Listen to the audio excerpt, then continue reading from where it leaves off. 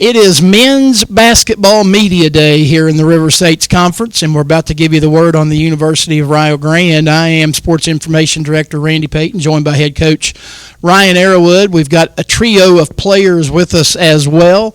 And, Coach, last year, 25-7. You fall in the River States Conference semifinals, but you get a bid to the NAIA. You beat Marion. Played very well in a loss to William Penn, and I guess, in retrospect, you have to look at it. Yes, you came up short of your goal, but you had a pretty good season. Yeah, it was a very good season, and started out really rough. We started out 1-3, and then had a couple. We won 24 of our last 26, a couple 10-game winning streaks. In there, the only two losses was a very close game to Marion, and then IU Southeast got us a little bit, but overall, very good season. Really defended well after the start of the season. Really shot the ball well. Such an unselfish team. Probably the most unselfish group I've ever been a part of. I've learned now, once you make the national tournament, like that has to be the goal, right? And then whatever happens once you're there happens, right? And because it's just competition. And we played very well. Was up 10 at halftime. We lost Caden with about 12 minutes to go in the first half. That hurt us. And I think it's more credit to William Penn than it is a discouragement on us, is we weren't ready to take that moment to advance to the Sweet 16, and they made some big plays, and that's why they moved on. But overall, very good year. We put ourselves in a position where we wanted to be. We did a very good job within conference, and it was a good year. But this hopefully is the last time we talk about it. It's got a period to it. We've celebrated that, but we are 100% focused on this year. Mickey Tadich, Caden Warner, and Trent Hundley joining us. I'll ask you guys the same question. Obviously disappointing to lose and see the season come to an end, but after you got a little time to look at it with from retrospect, it was a pretty good year.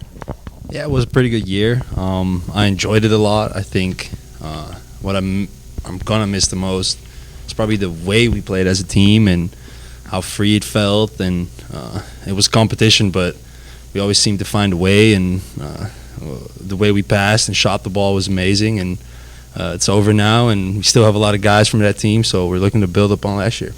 We'll let those guys get their thoughts on last year as well. Caden? Yeah, it was a great year last year. It was a special group, and it's something that I'm not gonna say I took for granted, but I definitely have more appreciation for it now, like this year. But like he said, we're just looking to build on it and basically have the same success as last year, even more. We're all hungry for it, and we're all gonna work for it, and it should pan out the way that we think it's gonna pan out. Trent, what were your thoughts? I mean, like they said, it was a great season. I grew a lot as a person, on and off the court. But like Coach Wood said, there's an end to it. We've celebrated it, and now we're just going day by day. All right, now we put it in the rearview mirror, and the question is, what do you do for an encore? Well, you hear these guys speak, and you hear them talk about everything you want a culture to represent, right? We were a team. We grew on the court. We grew off the court. We appreciated it, but it makes us hungry. And when you've got players like that, and those guys are talented, and we have the team that we have in the locker room every day, you just kind of realize you're fortunate, and you just focus on every single day and try to make that day as good as you can, because we think we have talent. We know the challenges in front of us.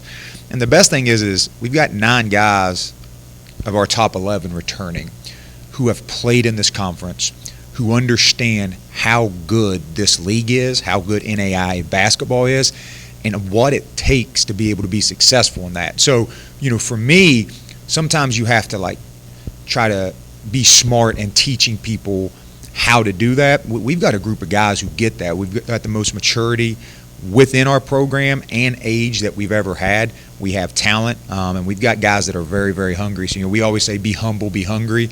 The guys are that, so we don't want to waste any days. We want to get better every single day in practice and every chance we get a chance to compete.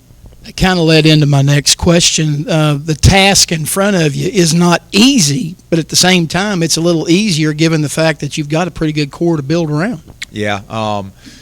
So easy is probably not the word I would use. I sleep a little bit better at night, but with our team, but that's just because if I started to look at our conference, I probably have a lot of restless nights. You know, I say this every year, but it's got truth every single year. You know, 2 years ago, I thought, you know, it was a little bit top heavy, but it was still pretty deep. Last year, by far the deepest league we had, and I think it proved that. You know, you've got a team that finished 12th who beat a team who almost beat us in the conference tournament at their play. Like, so there was just great balance within our league.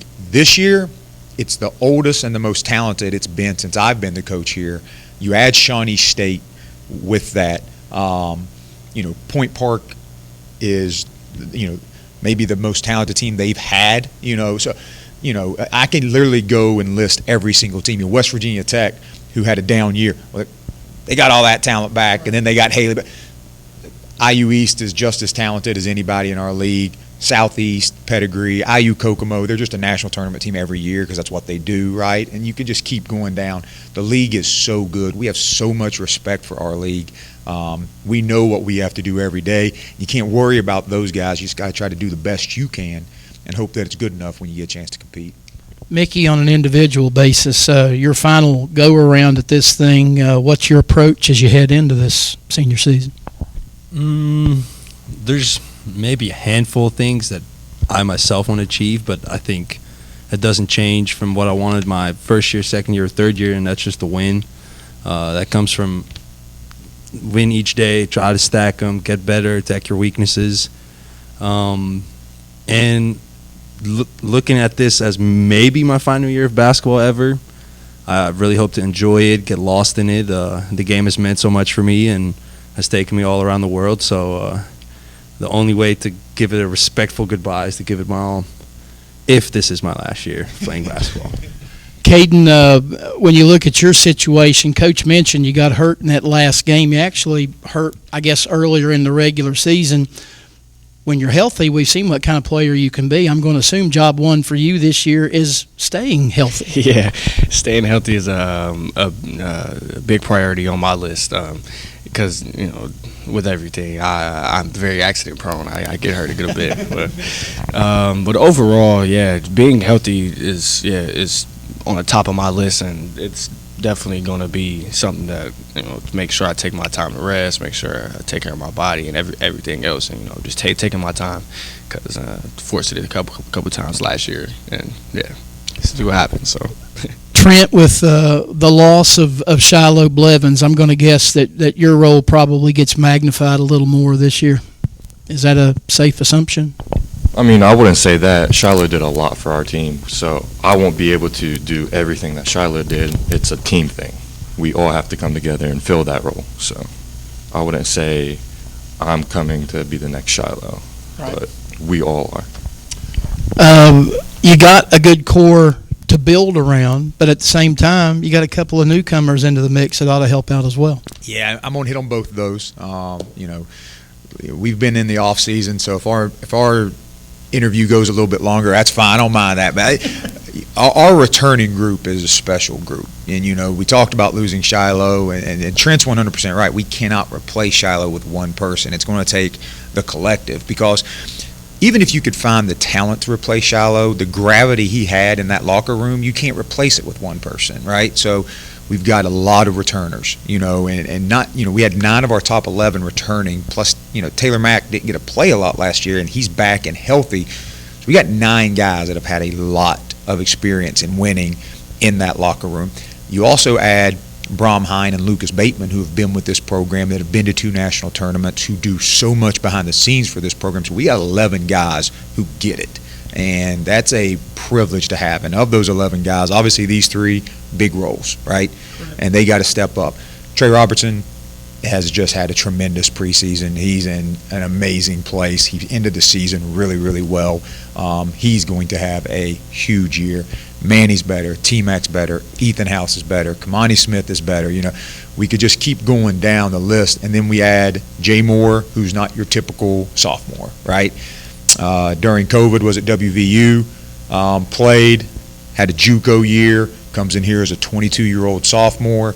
And a lot of times when you get those kids, you got to maybe worry about their ego.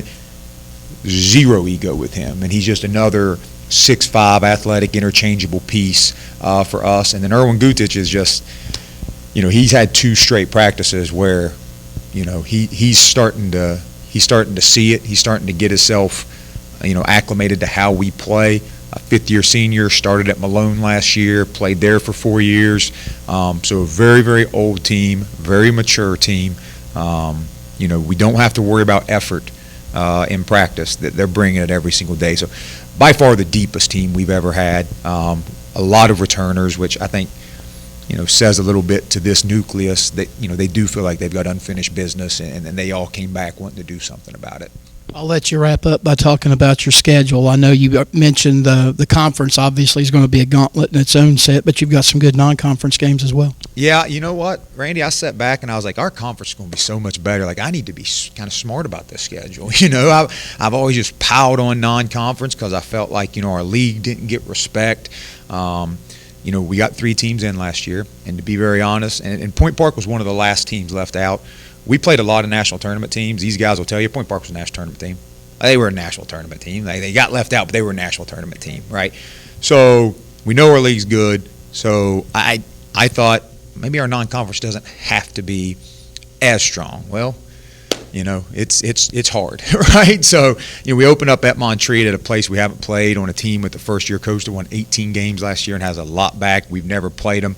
That's going to be a huge test for us to open up with. And then we come here with a couple home games, and you have Bevo, all right, and you have Miami Middletown, who's always athletic. They play a lot of teams in our league, so they're going to be comfortable with that. Then you got Lindsey Wilson, who got us at their place last year, got us here 2 years ago, so very talented team. And then we're at Indiana Wesleyan, and then this next stretch here of non-conference, right? So we're at Indiana Wesleyan, who will be a top 10 team in the country. We have Cumberland, Kentucky, who just missed out on the national tournament, was in the national tournament 2 years ago. They'll be a national tournament team this year. At Pikeville, round of 32. Indiana Tech here, national championship game. At Marion on the 30th. You need to fire your schedule maker. Oh, yeah. It's me. It's me. But listen, we have 9 of our top 11 coming back. We were a round of 32 team, and we're not just a round of 32 team. No, we were 7 minutes away from being a Sweet 16 team. And if we get to that Sweet 16, the way we were playing, who knows? And I think you could say that about a lot of teams, right? So our conference is going to prepare us. We hold the chance to go to the national tournament in our own hands. Why not play this type of a schedule, and let's see where we are, So it's going to be a tough one. It's going to get us ready, and, every single game matters. There is literally no game that does not matter on that schedule. So good luck as you get it going. I appreciate you, brother. All right, that is the word on the 23-24 University of Rio Grande men's basketball team here on River State's Conference Media Day.